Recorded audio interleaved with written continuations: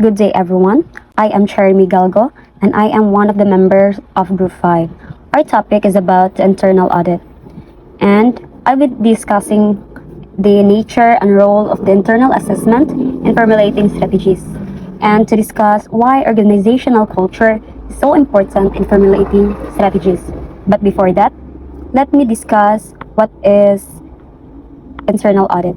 So, in the process of strategic management, organizations must carefully analyze both internal and external factors to ensure long-term success. So, one of the most crucial tools in this process is the internal assessment, which allows organizations to identify their strengths, weaknesses, and core capabilities. Alongside this, organizational culture plays a vital role as it directly influences how strategies are developed, implemented, and sustained. And that's it. Let's move on the nature and role of an internal assessment in strategy formulation. So, the nature of internal assessment. An internal assessment refers to the systematic evaluation of an organization's internal environment. It focuses on analyzing resources, capabilities, competencies, process, and performance indicators. So, this assessment provides a clear picture of what organization does well and where it needs improvement.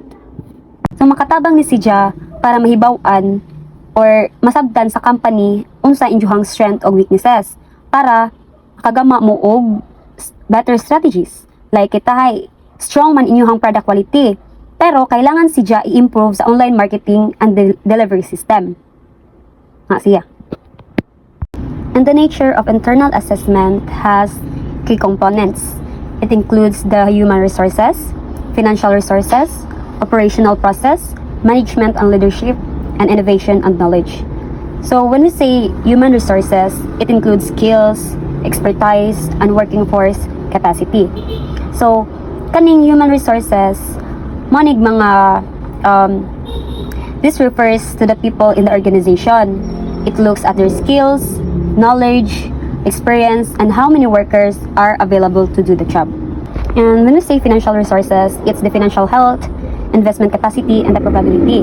And the financial resources, this is about the company's money. It checks how stable the business is financially and how much it can invest, whether it earns profits. Yeah. When we say operational process, it's about the efficiency, productivity, and use of technology. And it's about focuses on how the business runs its daily activities. Like it measures how efficient and productive the operations are, and how well the technology is to make work faster and easier. And for the management and leadership, it's about decision-making styles, structures, and governance. So this examines how leaders make decisions, how the organization is structured, and how well it is managed and guided. And the last one is innovation and knowledge. It's about research and development, creativity and adaptability. So it talks about how creative the company is, how it develops new ideas or products, and how well it adapts to changes in the market or the environment. And now, let's move on to the role of strategy formulation. So the role of internal assessment in strategy formulation is to, first, identify strengths and weaknesses. Second, match resources with opportunities. Third, build competitive advantage. Fourth, improve decision making. And lastly, support long-term planning. So, in identifying strengths and weaknesses, it supports realistic decision making. Like, the internal assessment helps the organization know what it does well and where it needs improvement. This supports more realistic and effective decisions. For example, a restaurant reviews its operations and finds that customers love its food. So, love its foods, that's its strength. But service is low. Service is low is weaknesses. So, this helps the owner to decide to train staff to improve service speed. So, ang tag-iya, dapat niya i-improve ang service kay may nakita nga weakness sa imuhang company. Diba? So, that's the example for strengths and weaknesses. The second one is match resource with opportunities. So, it means ensuring strategies are feasible and sustainable.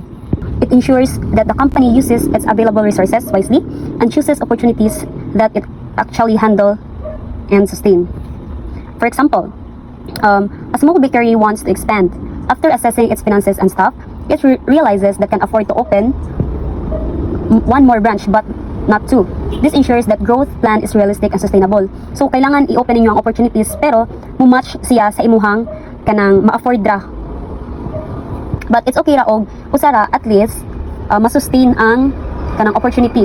The third one is build competitive advantage. It means leveraging core competencies. It means by understanding its unique skills and strengths, the company can create strategies that make it stand out from competitors.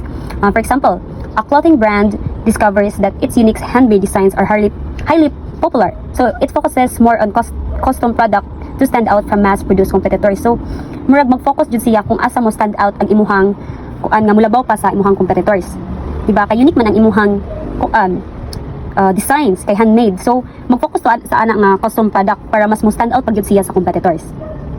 And for the fourth one is improve decision making. So improve decision making provide evidence-based insight for management. It means the internal assessment provides accurate data and insights, helping managers to make better and evidence-based decisions. For example, a company analyzes sales data and learns that online sales are riser faster than in store sales. So, management decides to invest more in digital marketing and e-commerce. Kay baw naman taron nga uso na jud ang online. So, nahunanan kita sa kanang company nga mas daghan ang mga mamanitay mutan-aw sa cellphone kay more on technology naman taron. So, ni-invest sila sa digital marketing and e-commerce para mas mag-grow pa ilahang sales through online. Okay? And for the last one is support long-term planning. So it means aligning strategies with organizational capacity and vision. This means that it helps the organization plan for the future by making sure strategies fits its goals, capacity, and long-term vision.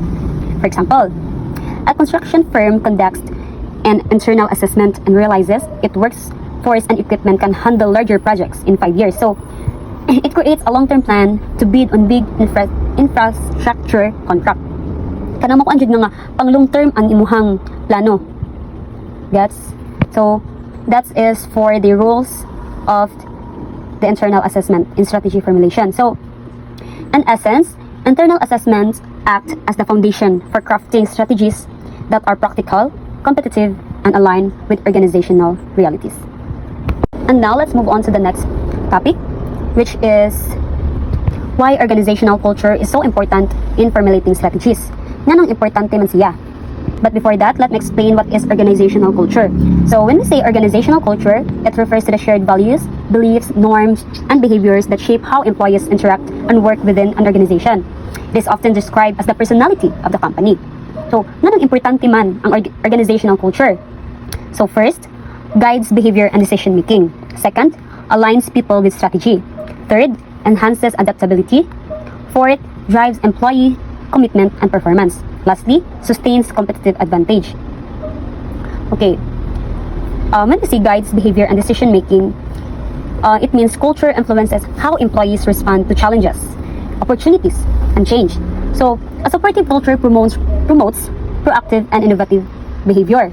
Ano siya? Then, when we say aligns people with strategy, it means a well-defined culture ensures that employees understand and support organizational goals and making it easier to implement strategies effectively. And for enhances adaptability, in a rapidly changing business environment, a strong and flexible culture helps organizations quickly adjust strategies to remain competitive. Kasi yeah. And the fourth one is drives employee commitment and performance. It means when the strategy are consistent with cultural values, employees are more motivated, engaged, and productive. Nga siya. And for the sustains competitive advantage, culture is difficult for competitors to imitate. It means a strong culture that fosters innovation, collaboration, and excellence can be lasting source of advantage. And that's the 5 reasons why culture is important in strategy formulations. Gets? So, for instance, organizational culture plays a vital role in strategy formulation because it helps how people think, act, and work together. A strong, positive culture supports the organization's goals, helps employees adapt to change, and motivates them to perform better. When culture and strategy are aligned, the organizations become more united, innovation, and competitive in the long run. So that's the new guys. Let's proceed to the next reporter. I'm the second reporter. I'm gonna discuss the basic functions of management and marketing and their relevance in formulating strategies. So, basic functions of management. First, planning. During the planning, management must make strategic decisions to set a direction for the organization, deciding in advance what to do, how to do it, and when to do it. For example, ang coffee shop nag-set a goal nga mag-increase ang ilang sale of 25% in the next 3 months by introducing a new cold brew series and mag-offer of discounts on weekends. The manager creates a marketing plan, budget, and schedule for the product launch. Kadua is organizing. So after sa planning, the management allocate the resources and mag-assign og task sa mga personnel para ma-achieve ang goals nga giset during planning. For example, gi-organize sa manager ang staff into teams. Ang usa ka team mao'y maghimo sa new drink recipes. Ang laing team sad mao'y na-assign sa posters and social media ads. Ang usa ka team focuses on daily store operations. Baristas train on making the new drinks while the marketing team prepares the promo materials. Katulo is staffing. Staffing is the process of hiring, training, and keeping the right people for the right jobs in a company. For example, ang coffee shop mag-hire og duha ka additional nga part-time baristas for weekends since they expect more customers after sa pag-lunch sa new products. Ikaupat is leading.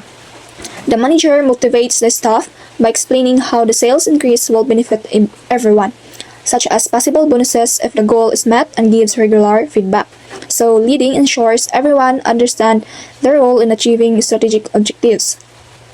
For example, during weekly meetings, the manager praises staff who give excellent service and listens to suggestions on improving customer experience. It keeps the employee motivated in their work. Last is controlling. So, controlling is the process of monitoring and evaluating business performance to ensure that goals are achieved. It involves comparing the actual results with the planned targets to see if there are any gaps. For example, if ang sales sa coffee shop dili makabot sa target, ilang usban ang strategy like ang manager mag-launch of discounts or makipart-partner sa delivery apps. So, basic functions of marketing. First, market research. Market research is the process of collecting and analyzing information about customers to help businesses make better decisions. It answers questions like what do customers want, how much are they willing to pay, who are the competitors. For example, small bakery mag-launch of new pastries. The bakery surveys customers and finds out that many want healthier, low-sugar pastries. They also research competitors to check what kinds of pastries sell best in the area. Second is the product or service development. Mao ni ang process sa pag-create or improve og new products based sa customer feedback or gihimo nga research to meet the customer needs. It keeps the product competitive and appealing in the market. For example, based sa gihimo nga survey or research, ang bakery nag-develop og tulo ka new low-sugar pastries, a whole wheat banana bread, a low-sugar carrot muffin, and a gluten-free brownie. Ikatuloy is pricing. So, pricing is setting the right price for a product or service so the business earns a profit while still attracting customers. For example, the bakery set competitive prices, slightly higher kaysa sa regular pastries, tungod sa gamit nga premium ingredients, pero still affordable for their target customers. Kaupat is promotion. Promotion is the process of communicating and persuading customers about sa imong product or service to increase awareness, maka-attract og new buyers, and maka-boost og sales. Like advertising using TV, radio, posters, or social media, or word of mouth, or kanang TikTok, Facebook, and Instagram, or kanang sales promotion, mga discount, coupons, or freebies nga maka-attract sa customer. For example, the bakery launches the new products with a healthy bites. Magamit sila og Facebook ads, posters doon sa schools, or free tasting events at the store. Ikalima is distribution. Distribution is the process kung unsaon pag-abot sa product gikan sa producer ngadto sa buyer sa posible nga pinakadali or pinakasayon nga pamagi. Nailain nga types sa distribution. Direct distribution, indirect distribution, physical distribution, o digital distribution. For example, aside from selling the store, ang bakery makipart-partner sa food delivery apps so ang customer maka-order online at mas convenient. Last is financing. So, financing is the process of getting and managing money to start, run, and grow a business. It ensures the company has enough funds to cover expenses like production, salaries, marketing, and expansion. For example, the bakery applies for a small business loan to cover the cost of premium ingredients, packaging, and advertising for the new product launch. I'm Melody Albinar, the court reporter. I'll be discussing the nature of finance and accounting in formulating strategies. The nature of finance and strategy formulation. First is, what is finance? The finance is about pag-manage sa kwarta, investment, and resources to support para mag-grow ang business. And in making strategies pod, ang finance is nag-ensure nga ang plans are realistic and sustainable. Its nature and strategy formulation can be described as four. First is resource allocation, second is risk assessment and management, third is performance measurement, and the last one is sustainability and growth. So first is resource allocation. The resource allocation makes sure money and assets are used wisely in areas that will bring the most growth. So ang resource allocation daw is nag-make sure nga ang kwarta ug asset is gamit tarong sa area nga makapag-grow sa business. For example, ang isa ka company is they choose to spend sa pag-market sa product or nagasto sila taman para pa-advertise silang product sa TV aron maka-attract og daghan customer. So in that way, mag-grow ang business kaysa magpatakar ug palit mga necessary item mga dili needed sa business. Second is risk assessment and management. It helps a business see possible risk and prepare solutions. So it means nga nag-help sa business ug pangita mga possible problem and prepare solution. Very common example is sales drop nga problem. Matik every business na dyan na sila gi-prepare nga solution, mga strategy para muhayt balik ang ilang product. Third is performance measurement. Provides number to check if the strategies are working and help evaluate whether strategies are successful or need adjustments. So, kani is gonna check if ang mga strategies is na-work ba, successful ba or na I need adjustment. For example, is milk tea shop. Then nagpa-buy one take one. So of course, gi-check yun na if successful ba ng strategy, ni-work ba ng strategy, daghan ba naghalin nga strategy kay lisod po nagsige na lang kag buy one take one diha nya wa din ani work nga strategy kay di ba lahi-lahi ba ang mindset sa mga tao, masinhona-hona sa mga tao nga wa guro nila mi kay gipabay one take one na ba yung mga tao nga nega kayo. So of course gina-check jud na per me. And the last one is sustainability and growth.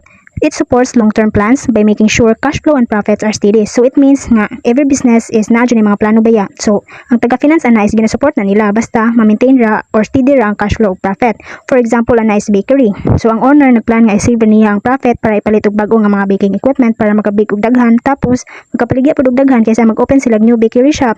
So in that way mag-grow ang business kay wala sila dakong kwarta gigamit kay mag-open ba og new bakery shop kay gasto kaayo ni balik ka sa uno. Let's proceed to the nature of accounting and strategy formulation. So first, what is accounting?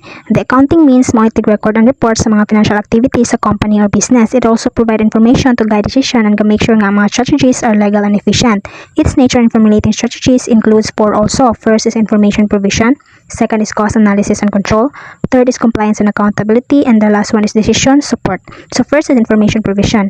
It shows the company's true financial status. So kini is gipakita ra kung unsay financial status sa company, like pila na money sa company, pila na sales, pila profit, mga nga na about information rin sa financial status. Second is cost analysis and control. It helps track spending and find ways to reduce unnecessary costs. So it means gi-track kung unsa gipang gastuhan sa kwarta, kung asa gigasto ang kwarta, and gi-reduce ang mga unnecessary costs. Also, gi-control ang mga dili importante ang itagway nga makasave og money. For example, is furniture company. So sa accounting record na track sa production cost nga ang mga materials nga gamit is expensive. So nangita sila affordable but the same ra ang quality para maka-less and makasave sila money. Third is compliance and accountability. It ensures the company follows rules, laws, and ethical practices. So it means nga ang company or business is nag-follow jud sila mga rules, laws, and ethical practices. For example, is tax. So dapat mo bayad jud og tax para mo-provide ang lavish lifestyle sa mga Disney princess sa Philippines. Tourist. Without tax, like ang isa ka company or business, magbayad og tax on time jud magbayad para avoid penalties and also makabuild a good reputation ng imong business. And the last one is decision support. So it provides data that leaders use to choose strategies. So kini is the accounting gives data na makahelp sa mga leaders, owner or manager na mopili kung say best plan para sa business or unsay mga best strategies na need sa business. For example, ani is before magpasaka og price, gi-check sa manager or owner bakaha ang accounting records kung ma-afford ba na sa customer. Or another example is before mapalit og mga new equipment, nag-ask ang manager sa accountant if na pa ba enough budget. Good day everyone, I am Vicenta Maputol. I am the fourth reporter of Group 5. I will be discussing about the nature of productions and operations in formulating strategies. The nature of productions and operations in formulating strategies is that it acts as the operational core for creating value by transforming inputs into outputs, directly supporting an organization's overall goals through decisions on capacity, quality, and technology. An operation strategy details how the production function will be managed to achieve these goals, influencing everything from resource allocation and technology selection to process design and staff training. Its nature is defined by its focus on long-term planning, resource management, and process optimization, ensuring that the organization can efficiently and effectively deliver its goods and services to the market and consistently meet customer needs. There are 7 key aspects of production and operation and strategy formulation. First is transformation process. Turning raw materials, labor, money, and energy into finished products or services that customer can use. For example, a printing shop turns digital files into printed brochures and posters. Kung ano siya ka mga kung ano siya finished products ni siya nga may palitan sa mga customers or mga gamitin sa mga customers. Second is strategic linkage, making sure operations plans match the company's bigger goals so that every part of the business work together. For example, a brand that promotes eco-friendly values switches to recycled packaging to support its sustainability strategy. Third is capacity decisions. Capacity decisions. Deciding how much the company can produce, what size of facilities it needs, and how much equipment to invest in. For example, kanang online food delivery services, ni-hire sila mga daghang riders o ni-add sila daghang delivery bikes to serve more customers. Fourth is quality management. Planning how to keep products or services at the right standard through good processes, training, and materials. For example, a hotel, gitrain nilang mga staff para i-follow ang mga strict cleaning procedures para to keep rooms consistently clean and safe. Fifth is technology integration. Choosing the right tools, machines, and software to make work faster, easier, and more flexible. For example, anis katang one time mo sa Jollibee, di ba? Gamitan na nila kanang bitang touchscreen na bitaw para na mga customer mo pili sa ilang kuan. Ilang gusto mo din para mapadali para kan order faster without waiting in line. So, Ika-6 is inventory control. Managing stock wisely, like using just-in-time methods to save costs and respond quickly to customer demand. For example, a convenience store uses a barcode system to track stock and automatically reorder when supplies are low. And the last is resource allocation, deciding how to use people, money, and equipment in a best way to support the company's overall plans. For example, construction companies assign more workers and equipment to priority projects to finish them earlier. So, conclusion, production and operations are not just about making products. They are a vital part of strategic planning. By managing capacity, quality, technology, inventory, and resource effectively, the organization can achieve higher efficiency and better align their operations with long-term objectives. This makes productions and operations a critical foundation for business success. So, marato akong topic. Thank you. Good day everyone, I am Zumfit Esteliory and I am the 5th reporter of Group 5. And I'm going to discuss about the nature of research and development in formulating strategies. Research and development plays a crucial role in formulating strategies for businesses, organizations, and industries. Research and development involves systematic investigation, experimentation, and innovation to develop new products, services, or processes. So here are the nature of research and development. First, innovation-driven. Research and development focuses on creating new or improved products, services, or processes. So mao ni sila nga team ang improve sa products or services or processes. Second is risk-taking. Research and development involves uncertainty and risk as outcomes may be unpredictable. So nag-focus na sila sa mga risk o mga unpredictable nga outcomes sa ilahang research and development. The third is iterative processes. Research and development involves continuous testing, refinement, and iteration. So the fourth is collaboration. Research and development often requires collaboration with experts from various fields. So we have here the example of sa research and development is kaning Apple or iPhone development. So Apple's research and development team conducted extensive research on users' experience, touchscreen technology, and mobile operating system to develop the revolutionary iPhone. So the benefits of research and development, we have here first, competitive advantage. Research and development helps businesses stay ahead of competitors.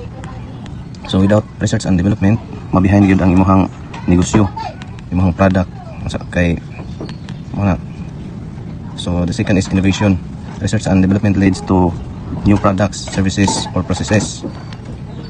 Third, improve efficiency. Research and development can optimize processes and reduce cost. Fourth is growth. Research and development drives businesses growth through new opportunities.